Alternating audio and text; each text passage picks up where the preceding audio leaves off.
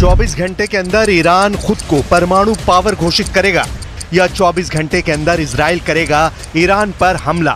घड़ी टिक टिक करने लगी है। 24 घंटों के अंदर ईरान बन जाएगा न्यूक्लियर पावर या 24 घंटों के अंदर इजराइल दिखाएगा अपनी अटैक पावर।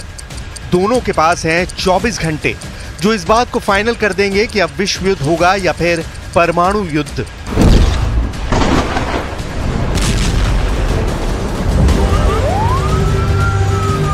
ईरान और इजराइल की टक्कर में पूरी दुनिया फंस चुकी है और अब एक फैसला इस युद्ध को एक झटके में अंजाम तक पहुंचा सकता है। लेकिन वो फैसला ऐसा होगा जिसमें पूरी दुनिया के जल जाने का खतरा है।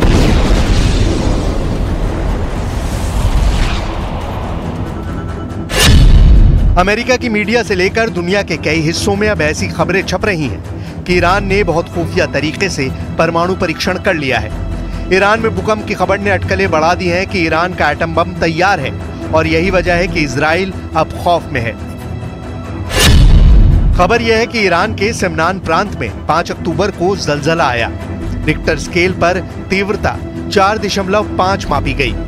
इस भूकंप का एपिसेंटर ईरान के एक परमाणु प्लांट के करीब 10 किलोमीटर नीचे बताया जा रहा है। इस तरह के झटके अमूमन भूकंप में महसूस किए जाते हैं, लेकिन अब ईरान में अंडरग्राउंड परमाणु परीक्षण होने का शक किया जा रहा है।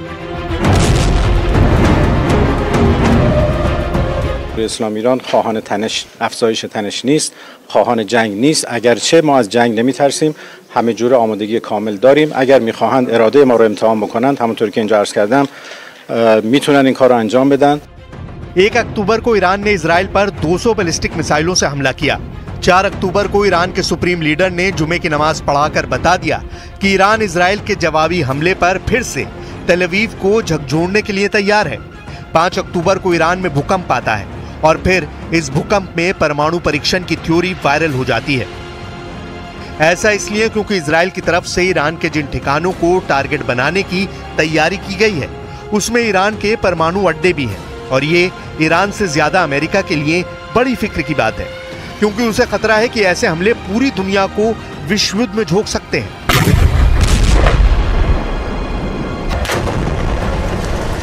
ईरान पिछले 20 सालों से अपना परमाणु कार्यक्रम बेहद सीक्रेट तरीके से चला रहा है। यहां तक कि अमेरिका को भी ईरान के सीक्रेट परमाणु कार्यक्रम के बारे में बहुत ज्यादा जानकारी हाथ नहीं लग पाई है। हालांकि 2023 में अमेरिका की न्यूज एजेंसी एसोसिएटेड प्रेस ने यह दावा किया कि ईरान ने अपना परमाणु प्लांट जमीन के इतना नीचे बनाया है कि अमेरिका की कोई भी मिसाइल उसे भेद नहीं सकती है। इस रिपोर्ट में दावा किया गया है कि ईरान तेहरान से करीब 225 किलोमीटर दूर नतांज न्यूक्लियर प्लांट के पास पहाड़ों में सुरंगें बना रहा है।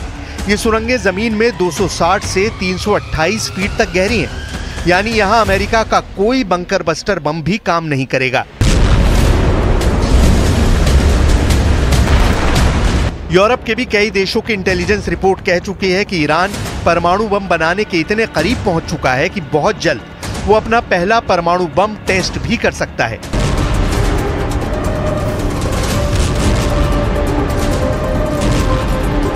इसलिए 1 साल बाद अगर ईरान ने एटम बम बना लिया है तो इजराइल उसे कैसे काउंटर करेगा। ईरान की मिसाइल रोकने में इजराइल फेल रहा है। उसके एरो मिसाइल डिफेंस सिस्टम भी ईरान के मिसाइल के खिलाफ फूल प्रूफ सिस्टम की तरह काम नहीं कर पाए।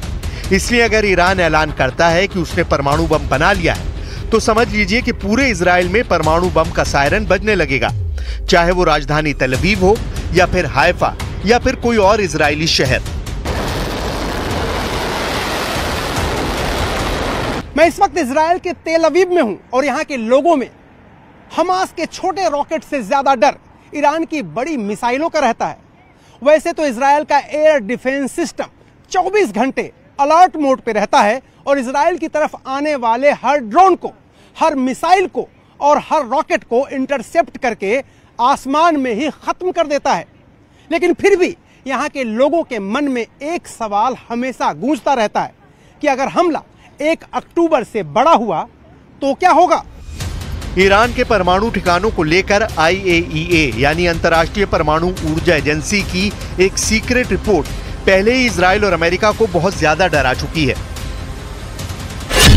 IAEA की सीक्रेट रिपोर्ट में दावा किया गया है कि ईरान ने 60% तक संवर्धित यूरेनियम इकट्ठा कर लिया है। इसीलिए कहा जा रहा है कि बहुत जल्दी ईरान इससे 3 एटम बम बना सकता है। ईरान का यूरेनियम का स्टॉक 6 किलो 700 ग्राम से बढ़कर 128 किलो तक पहुंच गया है। एक परमाणु बम बनाने के लिए यूरेनियम का 90% तक संवर्धन करना जरूरी है और दावा किया जा रहा है कि ईरान ने 60% तक संवर्धन कर लिया है। ऐसे दावे इजराइल और अमेरिका भी लगातार करते रहे हैं, लेकिन जब युद्ध के बीच हालात ऐसे हों और ईरान में आए भूकंप को परमाणु परीक्षण से जोड़कर देखा जा रहा हो, तो समझ जाइए कि इजराइल के लिए बैकफुट पर आने का वक्त आ गया है।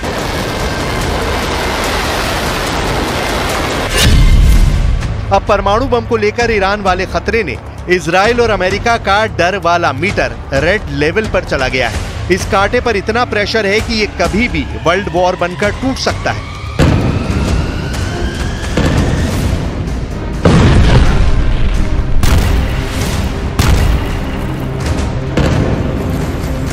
سیاست ما سیاست جنگ و ادامه تنش نیست، اگرچه برای اون آمادگی داریم. سیاست ما توقف درگیری ها هست و رسیدن به یک آتشبس عادلانه که مورد توافق، مورد قبول و پذیرش مقاومت باشه. ईरान पहले 13 अप्रैल को और फिर 1 अक्टूबर को दिखा चुका है कि उसके पास ऐसी मिसाइल है जो लॉन्च होने के बाद 400 सेकंड के अंदर इजराइल पर जाकर तबाही मचा सकती है। ऐसे में ईरान का एटम बम या कहें कि उसके तमाम परमाणु ठिकाने फौरन तबाह कर दिए जाएं, यही इजराइल का फोकस होगा।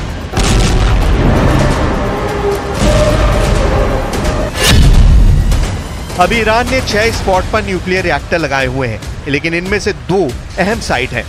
पहली जगह है नतांज और दूसरी जगह है फोर्डो। यहाँ है अंडरग्राउंड न्यूक्लियर साइट, जहाँ ईरान सबसे ज्यादा गुणवत्ता के यूरेनियम संवर्धन करता है। इजराइल चाहेगा कि वो पहली फुर्सत में ईरान के इन परमाणु अड्डों को पहली ही स्ट्राइक में तबाह कर दे। ये वो जगह है जहां बेहतर क्वालिटी यानी बम बनाने के लिए बेहतर यूरेनियम तैयार किया जाता है। ये नतांज न्यूक्लियर साइट की 2002 की तस्वीर है। 2002 से 2020 तक इस साइट का ईरान ने बहुत विस्तार किया है। वहीं फोर्डो वाले न्यूक्लियर साइट की पहली सैटेलाइट तस्वीर 2009 में सामने आई थी। यहाँ भी 2002 से 2020 तक ईरान ने काफी काम आगे बढ़ाया है। दावा किया जाता है कि ईरान सबसे अधिक यही यूरेनियम संवर्धित कर रहा है। अब तक ईरान की नीति साफ है कि वो परमाणु बम नहीं बनाएगा। सुप्रीम लीडर अली खामनेई भी इसे बार बार दोहरा चुके हैं, लेकिन अब हालात अलग हैं। अब दुश्मन सामने है और खतरा ईरान के परमाणु अड्डों को भी है। सवाल है कि क्या खामनेई अपनी नीति बदलने पर मजबूर हो जाएंगे, क्योंकि खामनेई के सलाहकार ने ऐसा इशारा किया है कि अगर ईरान के अस्तित्व पर खतरा पैदा हुआ तो वो अपनी परमाणु नीति बदल सकते हैं। ईरान के पास अभी एटम बम है या नहीं, ये बात पुख्ता तौर पर अमेरिका भी नहीं जानता, लेकिन इजराइल के पास एटम बम है, इससे कोई इंकार नहीं करता।